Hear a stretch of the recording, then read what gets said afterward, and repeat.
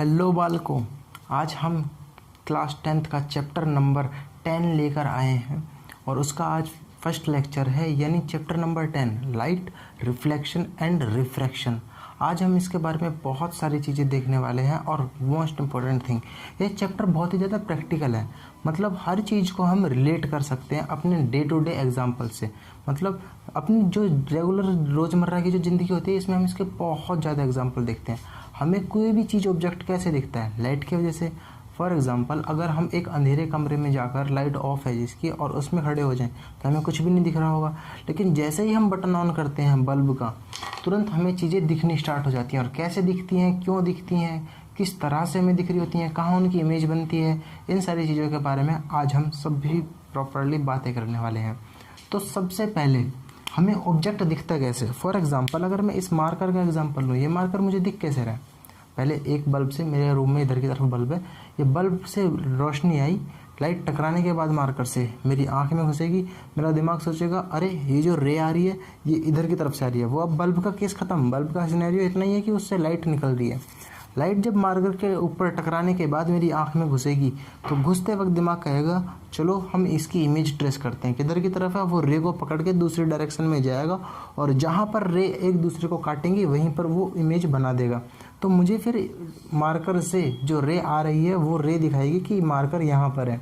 रे का रोल उतना ही है और बल्ब का रोल केवल इतना है कि वो लाइट छोड़ देता है और टकराने के बाद जिस ऑब्जेक्ट से टकरा के हमारी आंखों में घुसेगी वो ऑब्जेक्ट हमें दिख रहा होता है। जैसे अगर हम कमरे में घुसते हैं तो घुसने के साथ हमें दीवारें दिखती हैं। अगर वो हमारा स्टडी रूम है तो हमें वहाँ पर बुक्स भी दिखेंगी। बुक्स में हमें सारी चीज़ें कैसे दिख रही होती है? एक एक जो चीज़ है, एक पार्टिकल जो हमें दिखता है उससे लाइट टकरा के हमारी आंखों में घुस रही है, इसीलिए वो हमें दिख रहा है। अगर इस कैमरे में वीडियो कैसे बन रही है? जब मार्कर से लाइट टकराने के बाद आके सीधा कैमरे में घुस रही है, कैमरा फिर उसकी इमेज को प्रोसेस करके फिर इसकी इमेज दिखती है कैमरे को, और इसी तरह से वो रिकॉर्ड कर रहा है। अगर कैमरे में लाइट नहीं जाएगी तो केवल अंधेरे के यानी डार्क के कुछ भी नहीं दिखेगा। तो इसको एक छोटे से एग्जांपल से देके देखते हैं। मान लो ये बल्ब है और यहाँ पर एक बड़ा सा पेन रखा है, ठीक है। यहाँ पर हो गई इंसान की आंख, ठीक है। बल्ब से जब रोशनी जाएगी हमें ये पेन दिखेगा कैसे? हमें अभी पेन नहीं दिख रहा क्योंकि बल्ब बंद है। जैसे हमने बटन ऑन किया, बल्ब जला, जलने के साथ ही यहाँ से निकलती हुई रे इससे टकराएगी, टकराने के बाद इससे रिफ्लेक्ट होएगी। अब रिफ्लेक्ट क्या होता है उसके बारे में ही हम पढ़ेंगे और हमारी आंख में जाएगी। फिर हमारा दिमाग बोलेगा आंख में आ रही रे कहाँ से आ रही है। फिर वो रे को ट्रेस करता हुआ पीछे की तरफ जाएगा और जहाँ पर हमें दिखेगा, जहाँ से लाइट टकरा के आ रही है, उसको वो मान लेगा कि यहाँ से लाइट आ रही है। इस सोर्स की फिर वो इमेज बना देता है। सोर्स तो वैसे ये है लाइट का, जहाँ से लाइट निकल रही है, लेकिन वो इसको ऑब्जेक्ट को इस तरह से देखता है कि लाइट इससे आ रही है और फिर इसकी इमेज हमारे दिमाग में प्रोसेस हो जाती है। ये सारी प्रोसेस है और किस तरह से आइडियली हमें चीज़ें दिख रही होती हैं उनके बारे में भी आज हम अच्छे से डील करेंगे। जो हम डे टू डे लाइफ में चीज़ें देख पाते हैं, ये किसकी वजह से देख पाते हैं? रिफ्लेक्शन के बारे में तो सुना ही होगा हमने आज तक भी कि कोई भी चीज़ रे आती है टकरा के चली जाती है। जैसे हम बोल देते हैं कि यार रिफ्लेक्शन आ रही है, सूरज की रिफ्लेक्शन आ रही है सूरज से, शीशे से टकरा के। कई बार ऐसा भी देखा होगा कि पड़ोसी का घर है, पड़ोसी के घर में कांच की ग्रिल लगी हुई है और उस पर से लाइट टकराने के बाद आंखों में घुसती है, तो वहाँ पर भी रिफ्लेक्शन होती है। और ये काम तो भाई बहनों के साथ आप लोगों ने भी किया होगा कि शीशा लेके धूप में से रिफ्लेक्ट करके और उनकी आंखों पर रोशनी मारना। फिर वो कुछ टाइम के लिए उन्हें दिखता नहीं है प्रॉपरली। वो किस लिए नहीं दिखता? सारा खेल यही है क्योंकि उन्हें फिर शीशे से टकरा के इमेज जो धूप सूरज से आ रही थी वो शीशे में टकरा के हमारी आंख में घुसती है। अब जब दिमाग उसकी इमेज बनाता है, पीछे जाता है, शीशे में से इस कदर इस पॉइंट से टकरा के जाती है वो रे कि हमें वो रिफ्लेक्शन होके सीधा सन की इमेज दिखती है। अब वो किस तरह से दिखती है हम उसके बारे में भी आज डिटेल में पढ़ेंगे। वो होता है image formation by plane mirror. मतलब प्लेन मिरर, शीशे जो प्लेन मिरर होते हैं, प्लेन दर्पण जो होते हैं, ये किस तरह से इमेज को बनाते हैं उसके बारे में भी पढ़ेंगे। जैसे हम चेहरा देखने वाला शीशा होता है उसी को प्लेन मिरर बोलते हैं, ठीक है। तो इसकी थोड़ी प्रैक्टिकलिटी पढ़ते हैं। प्रैक्टिकलिटी यानी हमें चीज़ें दिखती किसकी वजह से हैं? तो एक बहुत ही शानदार वर्ड आएगा, डिफ्यूज्ड रिफ्लेक्शन। चलो इसके बारे में बाद में बात करेंगे, पहले पढ़ते हैं रिफ्लेक्शन होता क्या है। रिफ्लेक्शन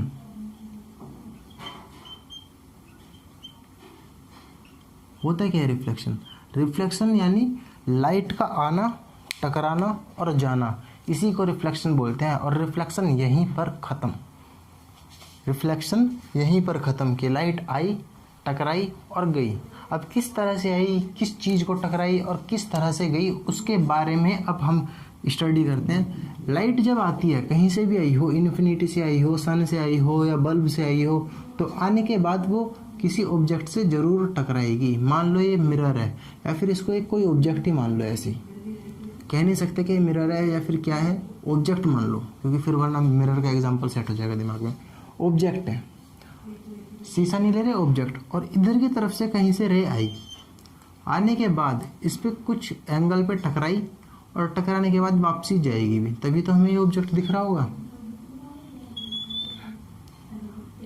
टकराने के बाद क्या चीज़ उसने फॉलो की, इधर से रे आई और इधर की तरफ गई। ये जो एरो बनाते हैं इनसे हमें डायरेक्शन का पता लगता है रे की।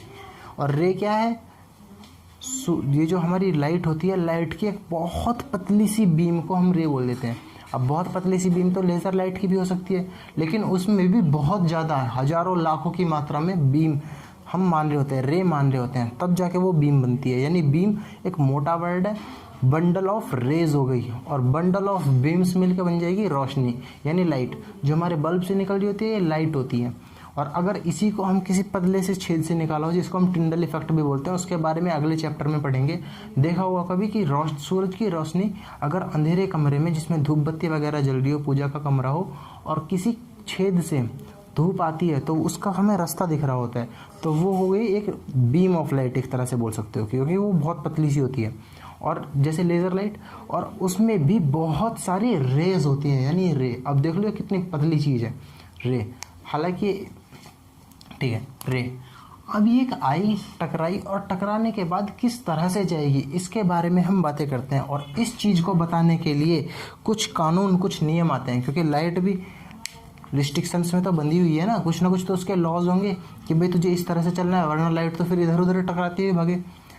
तो वो लॉज क्या हैं? उन्हें बोलते हैं लॉज ऑफ रिफ्लेक्शन, यानी रिफ्लेक्शन के नियम या सिद्धांत। पहला लॉ क्या है? पहला लॉ बोलता है कि जो एंगल ऑफ इंसिडेंस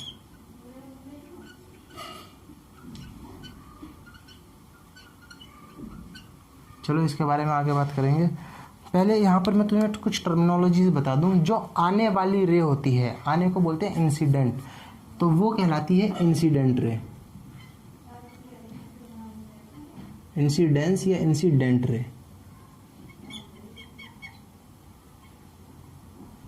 ये दिख रहा है, फ्रेम में आ रहा है? नहीं आ रहा, इसे थोड़ा नीचे लिख देते हैं। ये वाली रे जो आ रही है इसको बोलते हैं इंसिडेंट रे, और जो जा रही है उसको हम बोलते हैं रिफ्लेक्टेड रे।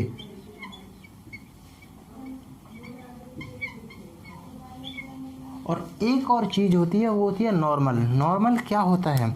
सरफेस, जो भी ऑब्जेक्ट है, सरफेस मतलब जिससे लाइट टकरा के आना जाना कर रही है, उस पर एक, ये मत देखो कि वो गोल है, कैसा है, टेढ़ा है, मेढ़ा है, बस उस पर एक सीधा सीधा 90 डिग्री का एंगल बना दो, और इसको हम बोलते हैं नॉर्मल।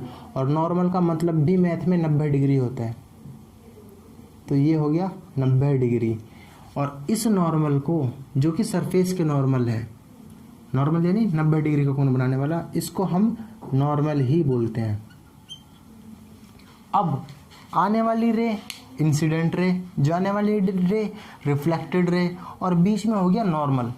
और एक और चीज़, जो इंसिडेंट रे, अब कान खोल के और शब्दों को सुनना, इंसिडेंट रे और नॉर्मल के बीच वाले एंगल को हम एंगल ऑफ इंसिडेंस यानी आई बोल रहे होते हैं।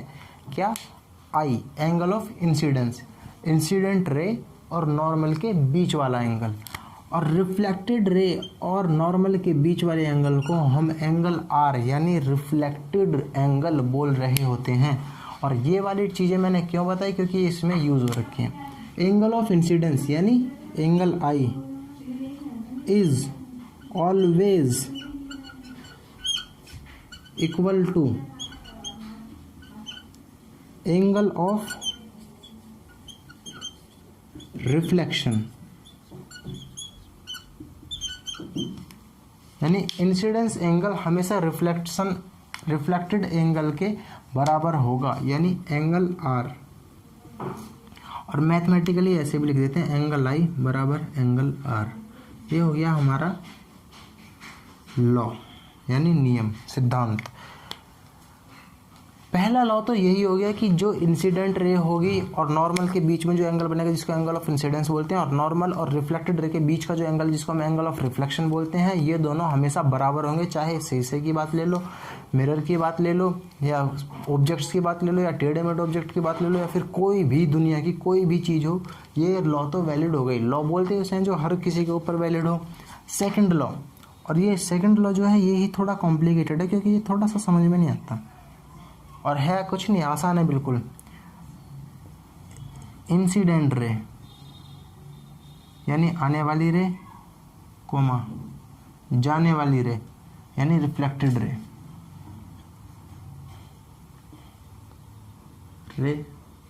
एंड और नॉर्मल, यानी तीनों, इसके तीनों की बात हो गई।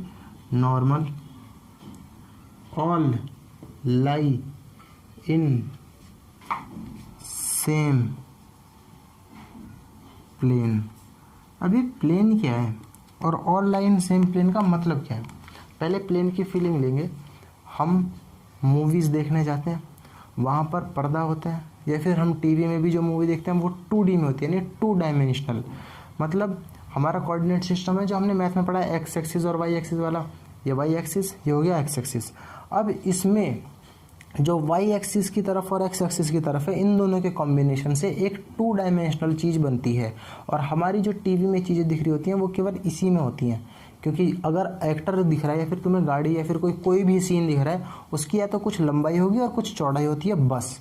तीसरी चीज़ नहीं होती कि वो कुछ मोटा है, मोटा नहीं दिखता हमें उसमें, केवल 2D में दिखता है।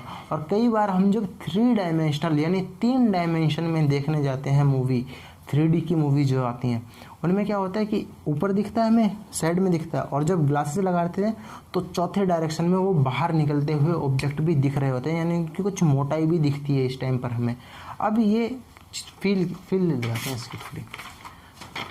2 डायमेंशन कुछ ऐसी पतली सी शीट की तरह है कि उसकी कुछ लंबाई है, ऊंचाई है, और कुछ उसकी लंबाई है, लेकिन उसकी मोटाई जो है वो बहुत ही ज़्यादा कम है। इतनी ज़्यादा कम है कि हम उसको मेंशन ही नहीं करते कि 2D में दिख रहा है, बात ख़त्म। 3D में होगा तो वो बाहर निकल के आ रहा होगा, लेकिन बाहर नहीं निकलता हमारे टीवी में से कुछ भी, तो इसलिए वो 2 डायमेंशनल हो गया। और 2 डायमेंशनल को कोई भी 2 कोऑर्डिनेट सिस्टम जो होता है हमारा, इसके कोई भी 2 एक्सिस को पकड़ो और जो भी चीज़ बनेगी उसको 2 डायमेंशनल बोलते हैं। वो 2 डायमेंशनल हो गया। जैसे एक्स एक्सिस और वाई एक्सिस को पकड़ोगे, यानी इस वाले पोर्शन को पकड़ोगे तो ये एक एक्सिस हो गया, एक 2 डायमेंशनल सिस्टम हो गया। इसको हम बोलते हैं एक प्लेन। एक प्लेन क्या होता है? 2 एक्सिस के कॉम्बिनेशन से बनी चीज़ को एक प्लेन बोलते हैं। ये हो गया एक प्लेन। दूसरा प्लेन क्या होगा कि वाई एक्सिस को पकड़ो और जो जेड एक्सिस आगे निकल रहा होता है इस वाले को, ये भी तो हो सकता है। तीसरा ये भी ले सकते हो कि एक्स वाले एक्सिस को और जेड वाले एक्सिस को, इसको ले सकते हो गए 3 प्लेन। तो ये प्लेन्स होते हैं, यानी 2 एक्सिस को पकड़ के कॉम्बिनेशन से बनी हुई चीज़ को हम प्लेन बोलते हैं। और ये शीट एक प्लेन का ही एग्जाम्पल है। और ये क्या कह रहा है? इंसिडेंट रे यानी आने वाली रे, रिफ्लेक्टेड रे यानी जाने वाली रे, एंड नॉर्मल यानी 90 degree, all lie in same plane, मतलब सारे एक ही प्लेन में लाई करेंगे। किस तरह से? एक इधर की तरफ मान लो वाई एक्सिस है, इधर की तरफ मान लो एक्स एक्सिस है, तो ये एक्स वाई एक्सिस में ही लाई करेंगे, ये जेड एक्सिस में नहीं निकलेंगे, सारे के सारे एक ही प्लेन में रहेंगे। अगर मैं एक पतला सा चाकू लूँ और उसे इस पे दे के मारूँ तो ये एक ही बार में सारा कट जाएगा। समझ रहे हो? ये होती है प्लेन की फील। प्लेन क्या हुआ कि एक पतला सा चाकू उठाया और दे के मारा तो तीनों को एक ही चाकू काट देगा, दोबारा चाकू चलाने की जरूरत ही नहीं है। ये होता है प्लेन। और ये हुआ सेकंड लॉ।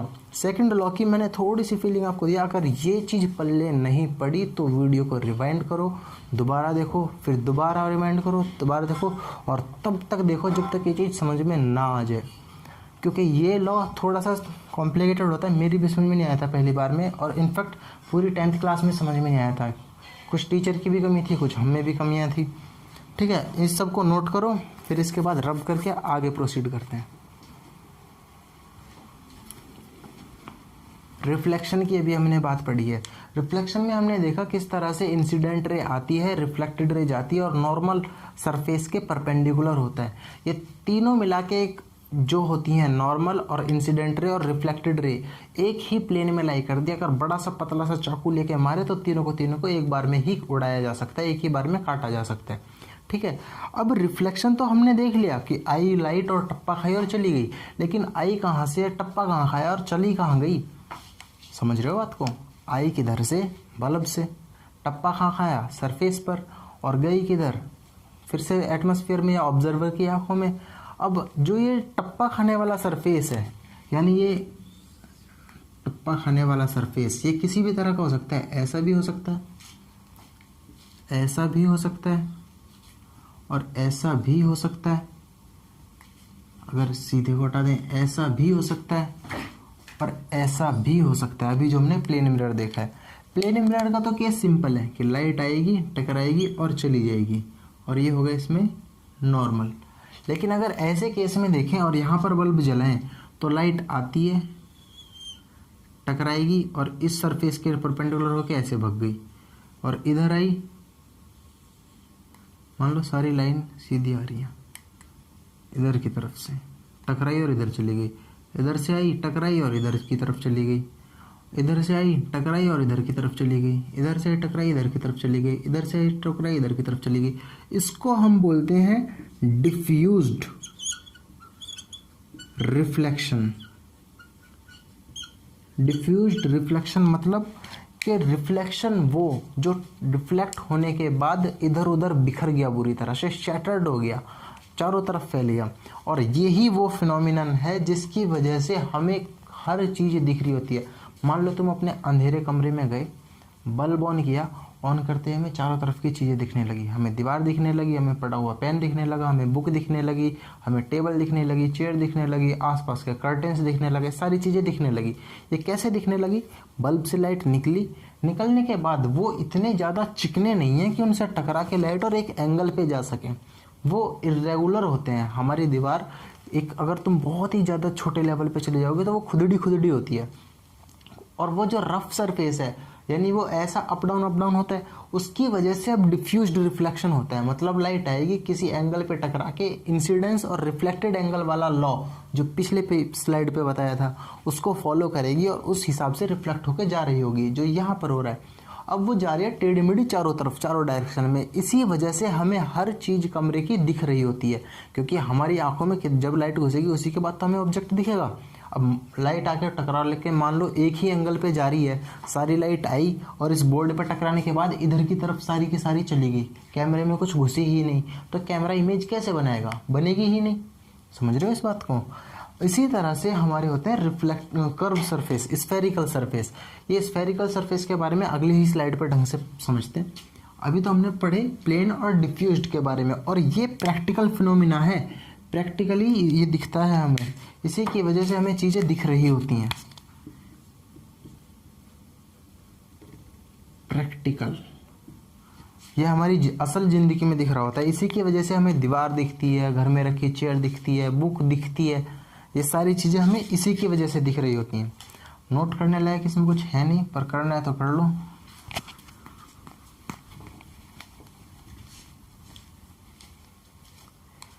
तो हमने ऑब्जर्व कर लिया कि डिफ्यूज्ड रिफ्लेक्शन होता है, रिफ्लेक्शन के लॉज हमने देख लिए, रिफ्लेक्शन होता किस तरह से वो देख लिया, ये थोड़ी बहुत चीज़ें हमने जान ली।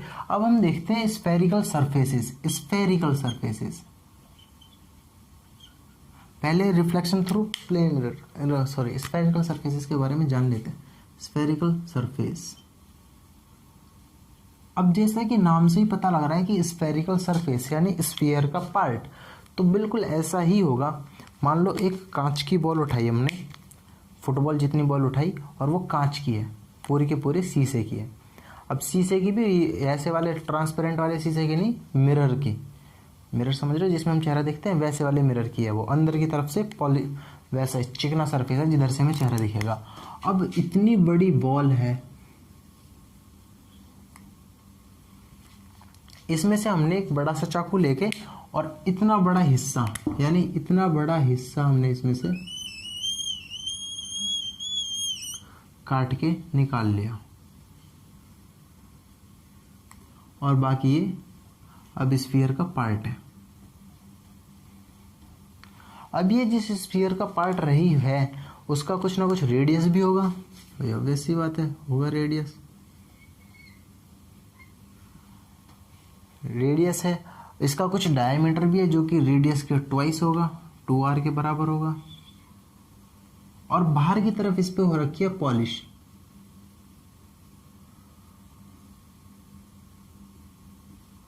पॉलिश मतलब कभी अगर तुमने शीशे का ऑपरेशन किया हो, पोस्टमार्टम किया हो, वैसे किया सबने होता है, तो उसके पीछे जो हम शीशा, चेहरे देखने वाला शीशा होता है, उसके पीछे एक रेड रेड सी कोटिंग होती है, कई बार ग्रे ग्रे सी कोटिंग होती है।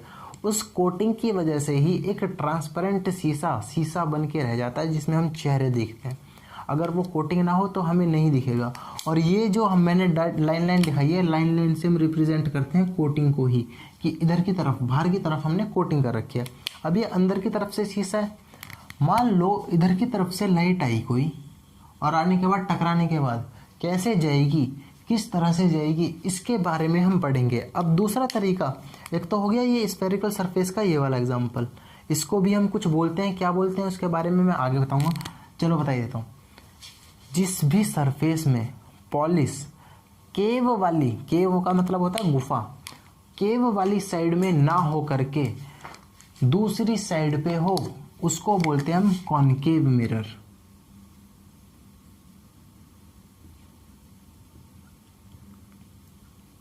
या फिर ऐसे समझ लो, केव मतलब गुफा, जिसकी गुफा वाली साइड चिकनी हो, इसमें गुफा वाली साइड चिकनी है तो ये होगा कॉनकेव। लेकिन अगर हम एक स्फीयर लिया, स्फीयर में से चाकू लेके हमने फिर से वही काटा, इतना बड़ा हिस्सा ले काट लिया, और इसमें अंदर की साइड इस बार पॉलिश्ड है, बाहर से चिकना है, तो जिसमें केव वाली साइड पॉलिश्ड हो उसको बोलते हैं कॉन्वेक्स मिरर। इसकी भी कुछ ना कुछ रेडियस रही होगी, ऑब्वियस सी बात है, जिस भी स्फीयर की बॉल का ये पार्ट है, और कुछ ना कुछ डायमीटर जो कि 2r के बराबर होती है वो भी रही होगी। स्फेरिकल सरफेसेस इन्हें बोलते हैं कॉनकेव या कॉन्वेक्स। कॉनकेव वो होता है जिसका केव वाला पार्ट पॉलिश्ड ना हो, और कॉन्वेक्स जिसका केव वाला पार्ट पॉलिश्ड हो। केव जिसमें आ रहा है उसमें केव चमकती हुई होनी चाहिए, क्योंकि केव मतलब केव में रहना तो चमकती हुई चाहिए, साफ सुथरी चाहिए, हम साफ सुथरी जगह पे तो रहते हैं। कॉन्वेक्स, वैक्स का मतलब अब वैक्स लगा दो, केव वाली पार्ट पे वैक्स लगा दो, और वैक्स से मतलब कोटिंग से, ठीक है, नोट कर लो, फिर मैं रब करता हूँ। अभी तक हमने देख लिया ये कि रिफ्लेक्शन किस तरह से होता है, डिफ्यूज्ड रिफ्लेक्शन क्या होता है, रिफ्लेक्शन के लॉ क्या होते हैं, और स्फेरिकल सरफेसेस क्या होते हैं। हमने प्लेन मिरर के बारे में पढ़ा था। प्लेन मिरर तो केवल उतना ही है जितना पहले केस में दिखाया था कि सीधा मिरर है, लाइट आएगी, टकराएगी और चली जाएगी, केवल इतना ही है प्लेन मिरर। अब अगर इसमें इमेज फॉर्मेशन की बात आए तो इमेज कैसे फॉर्म होती है, हमें कैसे दिखती है, हम उसके बारे में पढ़ते हैं। तो यानी एक हेडिंग डाल लो मस्त सी, वो है star mark heading, image formation in plane mirror. Plane mirror में इमेज फॉर्मेशन किस तरह से इमेज फॉर्म होती है। पहले तो प्लेन मिरर बनाएंगे, ये तो अभी ग्लास स्लैब थी, जब तक पॉलिश ना करें तब तक वो शीशा नहीं बनता। अगर तुम एक चेहरा देखने वाले शीशे की पीछे की कोटिंग को किसी रफ सरफेस पे रगड़ के हटा दोगे तो वो एक ट्रांसपेरेंट शीशा बन जाएगा। और कई बार क्या होता है, जब एक बार मैं क्लास में था और टीचर ने फटाक से बोर्ड पे ये और ये बना के पूछ लिया कि ये क्या है, कॉन्वेक्स है या कॉनकेव है, तो आधे बच्चे टाटा फिस हो गए, बोल गए इधर का कॉन्वेक्स, उधर का कॉनकेव, या उधर का कॉनकेव, इधर का कॉन्वेक्स। लेकिन भाई मेरे अभी तक तो इस पे पॉलिश की ही नहीं है। पॉलिश नहीं की तो हम कैसे बता सकते हैं कि ये मिरर है? अभी तक तो ये केवल एक ग्लास का टुकड़ा है जिसके आर पार देखा जा सकता है। जब तुम पॉलिश कर दोगे उसके बाद पता लगेगा कि ये कॉनकेव है या कॉन्वेक्स है। अब तो दोनों कॉनकेव हो गए, समझ रहे हो? ये हो गया कॉनकेव अब, और ये हो गया कॉन्वेक्स। तो अभी हम पढ़ने वाले हैं प्लेन मिरर में किस तरह से इमेज फॉर्मेशन होती है। पहले तो इमेज फॉर्मेशन का फंडा समझो। इमेज फॉर्मेशन होती क्या है? कोई भी ऑब्जेक्ट हमें किस तरह से दिखता है? लाइट बल्ब से या किसी भी सोर्स से आएगी, हमारी आंखों में आके पहले ऑब्जेक्ट को टकराएगी, टकराने के बाद उससे आने के बाद जो हमारी आंखों में घुसेगी वो जाके रेटिना पे इमेज बनाएगी, और उसके बाद हमारा दिमाग उसको प्रोसेस करेगा और हमें कोई भी ऑब्जेक्ट दिख रहा होगा। जैसे ये मार्कर है, इस मार्कर को मैंने रखा, मेरे इधर बल्ब है, बल्ब से रोशनी आई इस पर टकराई, टकराने के बाद मेरी आंखों में गई और तब जाके मुझे ये मार्कर दिखा। अब मुझे सोर्स से कोई मतलब नहीं है, मुझे मार्कर दिख रहा है, बस मुझे मार्कर से मतलब है क्योंकि मार्कर से टकरा के लाइट आ रही है। मेरा दिमाग सोचता है कि अब ये मार्कर की लाइट आ रही है, तो फिर मार्कर को वो देख रहा होता है। उसी तरह से किसी सोर्स से अगर लाइट आएगी, और दूसरी बात, कभी भी एक केवल सिंगल रे से इमेज नहीं बनती। इमेज के लिए कम से कम at least condition for image formation देख लेते हैं। पहले लिख लो इसको, स्टार मार्क करके इस हेडिंग से पहले लिखना condition for image formation.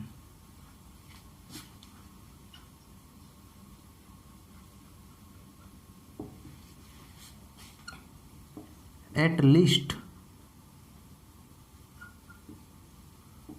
2 or more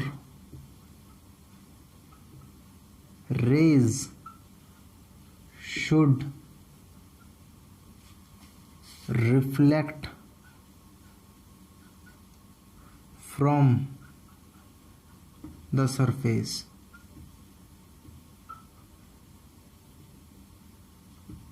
दिख रहा है? ये विजिबल है? कुछ ज़्यादा ही लो हो गया।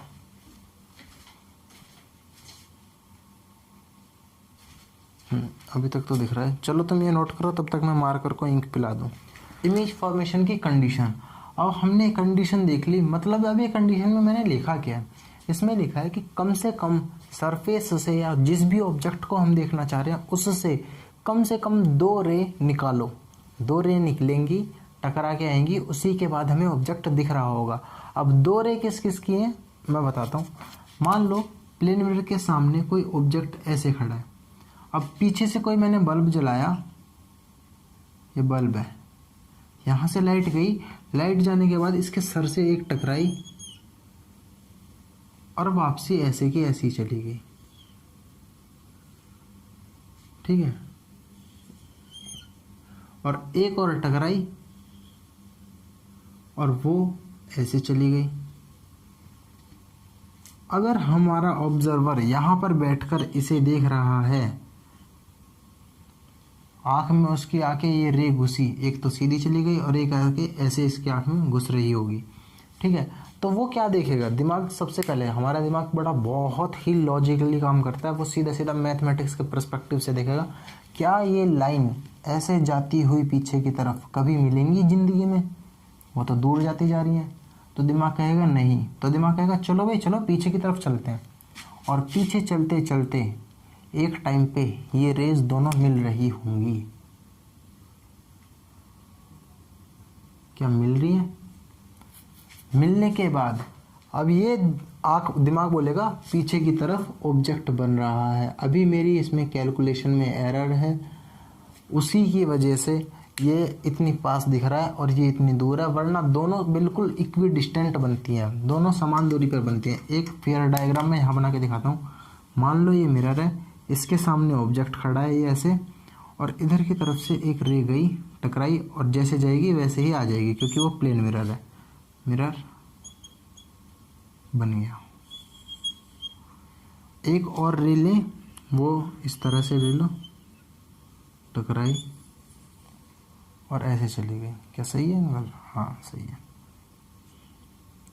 अब जब इसको हम पीछे बढ़ा रहे होंगे,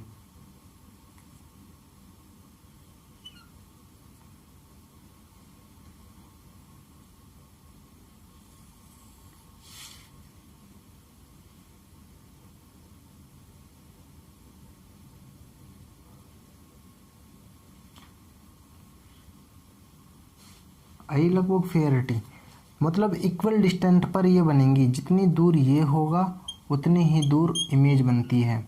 और इस केस में क्या असलियत में दोनों रेज रिफ्लेक्ट होने के बाद एक दूसरे को काट रही हैं? नहीं काट रही। तो इस इमेज को बोलते हैं हम वर्चुअल।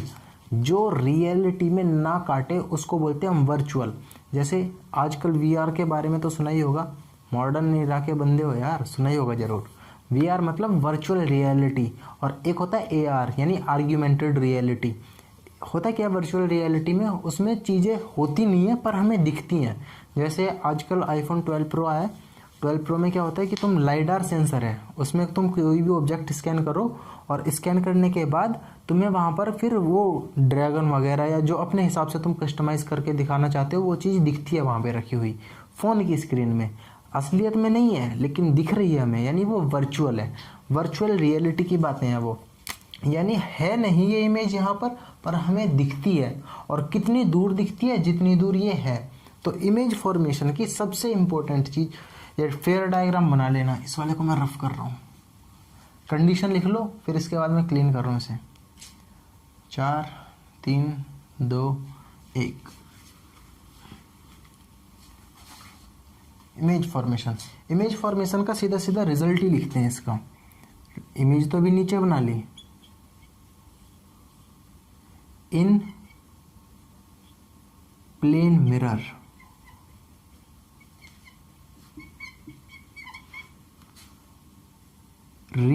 वर्चुअल यानी आभासी, यानी असलियत में ना बनी हुई।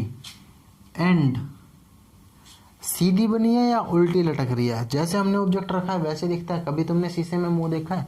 मुंह देखते वक्त क्या तुमने यूं मुंह देखा और उसमें तुम्हें इमेज क्या ऐसी दिखी है? नहीं ना, सीधी की सीधी दिखती है, यानी सीधी खड़ी हुई दिखती है। इस और सीधी खड़ी हुई को बोलते हैं हम वर्चुअल। वर्चुअल तो हो गई ये आभासी, यानी रियलिटी में नहीं बनी।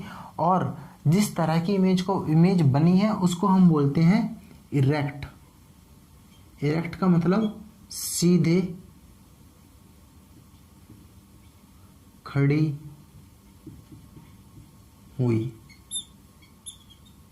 सीधे खड़ी हुई से मतलब ये नहीं है कि तुम सर नीचे और पैर ऊपर करके खड़े हो जाओ मिरर के सामने और अब तुम्हें वो सीधा खड़ा करके बना देगा उसमें।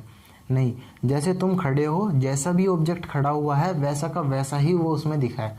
इसमें कोई सर पाँव वाली बात नहीं है, सीधे खड़ी हुई कर दी अपने हिसाब से ले लो। तो वर्चुअल यानी रियलिटी में ना काटने वाली, और इरेक्ट यानी सीधे खड़ी हुई इमेज हमें दिखी। विच इज इक्विडिस्टेंट, मतलब समान दूरी पे है, from mirror as object is, यानी जितनी दूरी पर मिरर है। इस लाइन को थोड़ा रिफाइन करके लिखते हैं।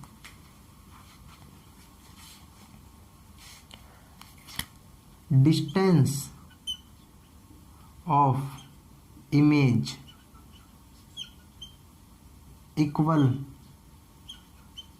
टू डिस्टेंस ऑफ ऑब्जेक्ट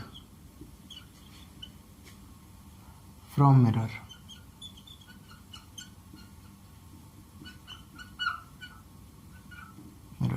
ये हुई गोल्डन लाइन।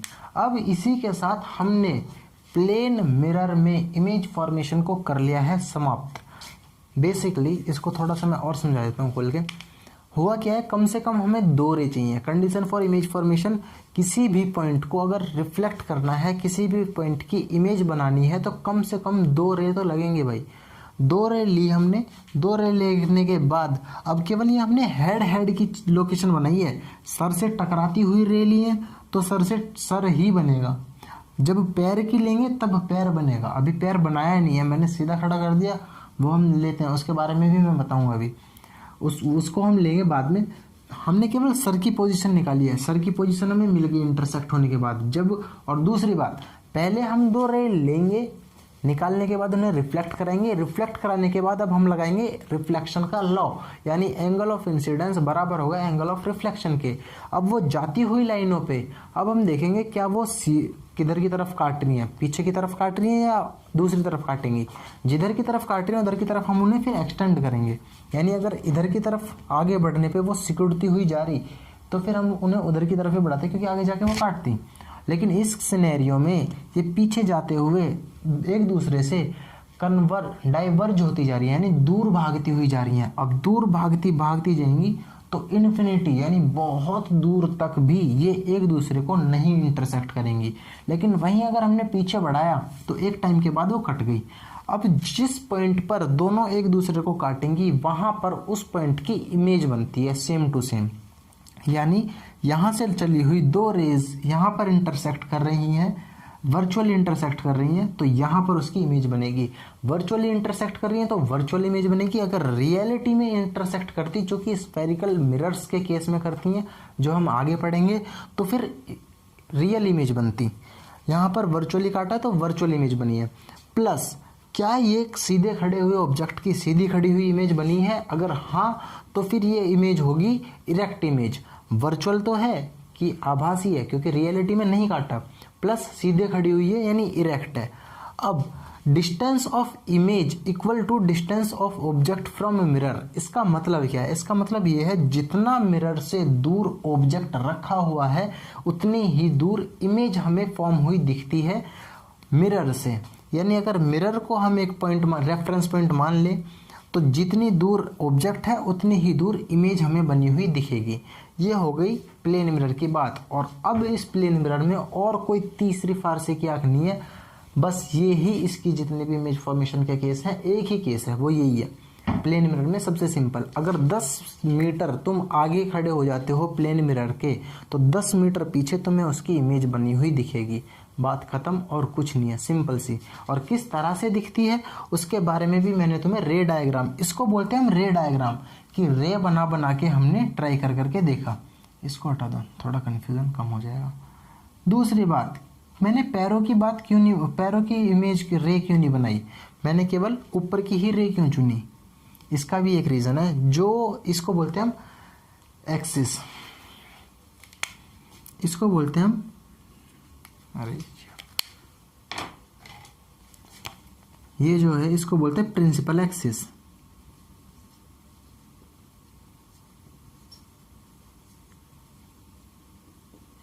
कभी भी प्रिंसिपल एक्सिस पे टिकी हुई चीज की इमेज मत बनाओ, फायदे में रहोगे। ये ऑब्जेक्ट यहाँ पर टिका हुआ है, मत बनाओ इसकी इमेज। जहां भी इंटरसेक्ट करे तुरंत प्रिंसिपल एक्सिस पर डाल दो। और ये प्रिंसिपल एक्सिस इन्फिनिटी के तक जाती हुई चीज है, पीछे भी और आगे भी। और इस पे कभी भी तुम्हें इस पे रखी हुई चीज की इमेज बनाने की जरूरत ही नहीं है। सीधा सीधा उतनी दूरी पर जहां पर भी इंटरसेक्ट कर रही है रे, हेड की तो बनानी पड़ेगी, हेड की तो तभी पता लगेगी। लेकिन पैरों की बनाने के लिए जहां पर भी हेड काट रहा है सीधा परपेंडिकुलर डाल दो प्रिंसिपल एक्सिस पे, तुम्हारी इमेज बन जाएगी। कई बार क्या करे, हमारे केस में नहीं करता, 12th क्लास में खेलता है वो।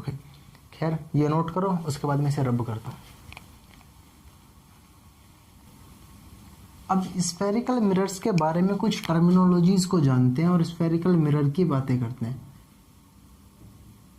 स्फेरिकल मिरर, अभी बताया था स्फेरिकल मिरर होते क्या है कि बड़ी सी एक हमने कांच की फुटबॉल ली और उसमें से एक छोटा सा हिस्सा काट लिया और वो कटा है बिल्कुल एक चम्मच जैसा कि लाइक जिस चम्मच से हम खाना खाते हैं उसका अगर केवल खाने वाला पार्ट देखो जो आगे का हिस्सा होता है। अब फॉक मत लेना, केवल वो जो कौन सी सूप पीने वाली चम्मच को देखते हैं तो वो कुछ ऐसा सा हिस्सा होता है आगे से, ठीक है। इसको बोलते हैं हम फुटबॉल का कटा हुआ हिस्सा भी तो कुछ ऐसा ही होगा भाई। वो पूरी 3D में तो ऐसे ही होगा ना, केवल हमें 2D में दिखती है एक लाइन, लेकिन 3D में तो वो ऐसे है, समझ रहे हो?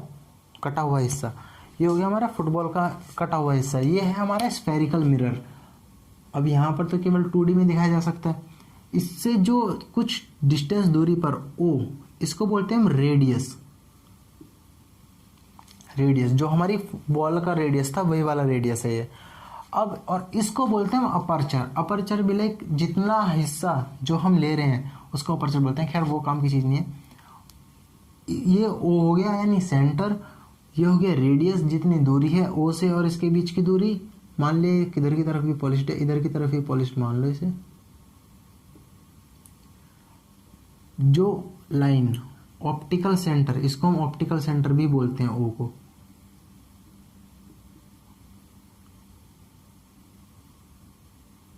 से होकर मिरर को परपेंडिकुलरली काटती हुई जाए, परपेंडिकुलरली, मार्क माय वर्ड्स, जो परपेंडिकुलरली काटती हुई जाए उसको हम स्फेरिकल मिरर के केस में प्रिंसिपल एक्सिस बोलते हैं।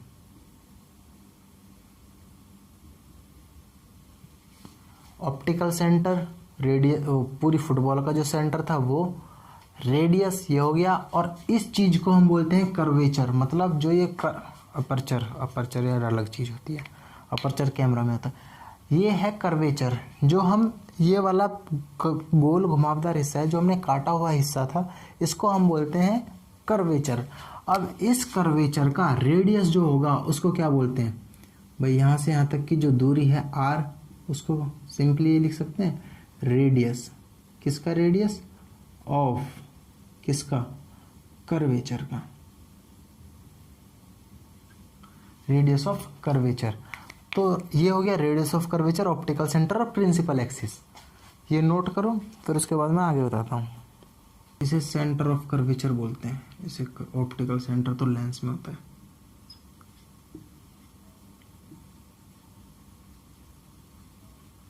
Curvature, centre of curvature. और जिस लाइन, हाँ अब हमने कर्वेचर की बात की है। कर्वेचर होता है अपना ये, कर्वेचर के मिड पॉइंट पर, जो कर्वेचर है इसके आधे पॉइंट पर एक पॉइंट होता है जिसको हम बोलते हैं पोल। इसे P से डिनोट करते हैं, ठीक है। रेडियस ऑफ कर्वेचर को R से, सेंटर ऑफ कर्वेचर O से, और प्रिंसिपल एक्सिस तो केवल एक लाइन है, वो हो गया हमारा पोल। P से डिनोट करते हैं इसको, C से, सेंटर है ना ये, O नहीं, ठीक है। ये नोट करो, इनकी मैं डेफिनेशन लिखा देता हूँ। पोल क्या होता है? पोल, द इमेजिनरी, या फिर द पॉइंट लिख लो, on the mid of the point on the curvature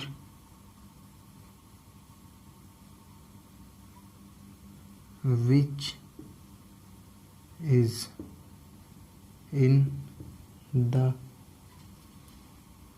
middle। कितनी गंदी भाषा लिखी है।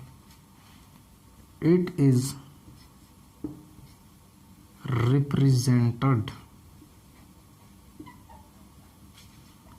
by capital P।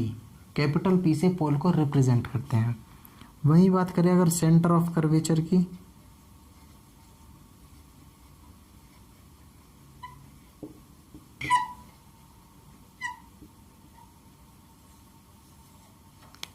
Centre of curvature की, the centre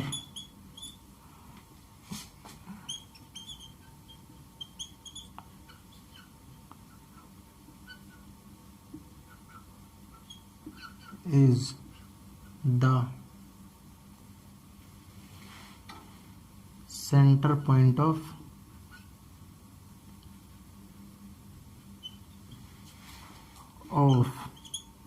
spherical surface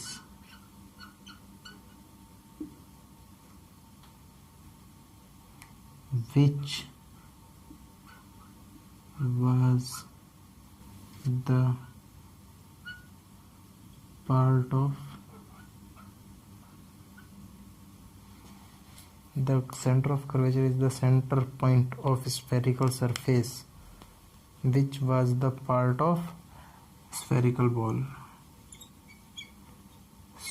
sphere लिख सकते हैं, या फिर यूं भी लिख सकते हो the centre of curvature is the centre point of sphere of which spherical surface is part. Of which, अरे यार बिल्कुल एग्जैक्ट डेफिनेशन इसकी आपको उसमें मिल जाएगी बुक में। The centre of curvature is the centre point of spherical surface which spherical surface spherical of sphere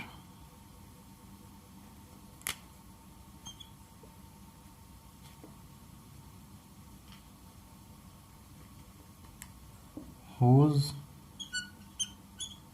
part is the spherical surface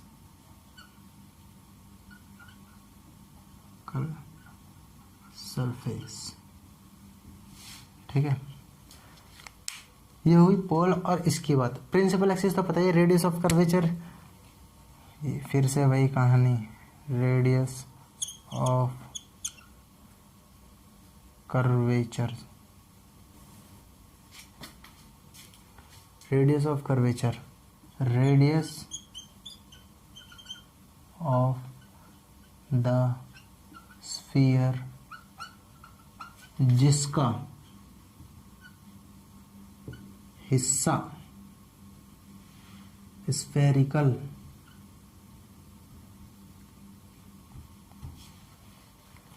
दिख रहा है यहाँ तक, ये फ्रेम में है, या फिर आगे लिखूं इस डेफिनेशन को।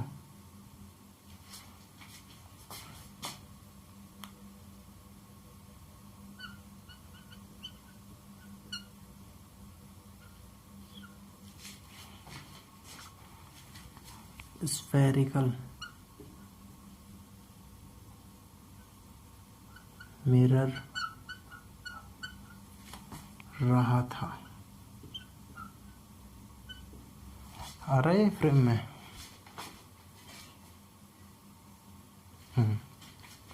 फटाफट से ये नोट कर लो।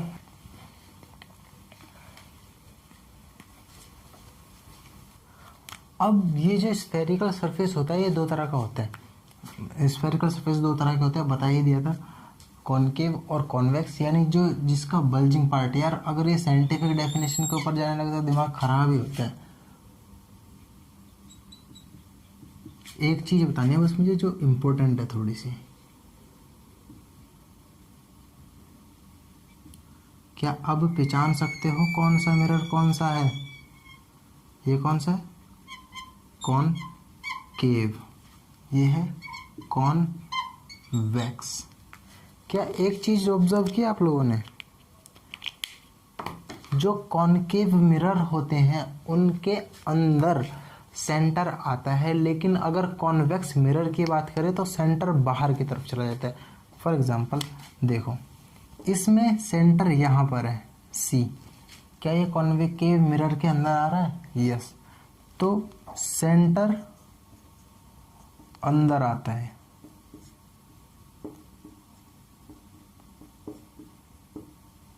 In case of concave mirror,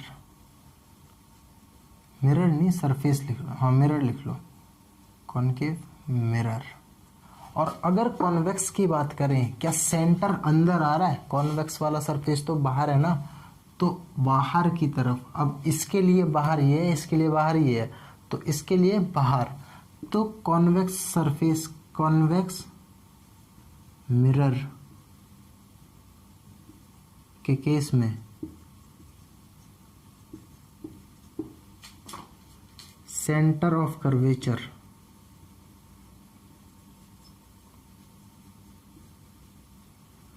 बाहर चला जाता है। और इससे क्या फर्क पड़ेगा उसके बारे में पता लगेगा जब हम image formation bye spherical mirrors देख रहे होंगे। तो इससे सिग्निफिकेंट फर्क पड़ता है, अच्छा खासा फर्क पड़ता है, जिससे साइन कन्वेंशन ही काफ़ी चेंज हो जाती है इसकी। तो उसके बारे में पढ़ेंगे अगले लेक्चर में। तो आज के वीडियो में बस इतना ही। आई होप आप लोगों को ये चीज़ पसंद आई होगी, ये लेक्चर पसंद आया होगा। चीज़ तो खैर क्या ही है, पर बहुत बढ़िया भी है। अगली वीडियो में आने से पहले, या इस वीडियो को आप आज देख रहे हो जिस दिन ये पब्लिश हुई है, या 10 दिन बाद, या 50 दिन बाद, या 1 महीने बाद, 2 महीने बाद, पर अगली वीडियो में जाने से पहले इस वीडियो लेक्चर को कम से कम 3 से 4 बार रिवाइज करके जरूर जाएं।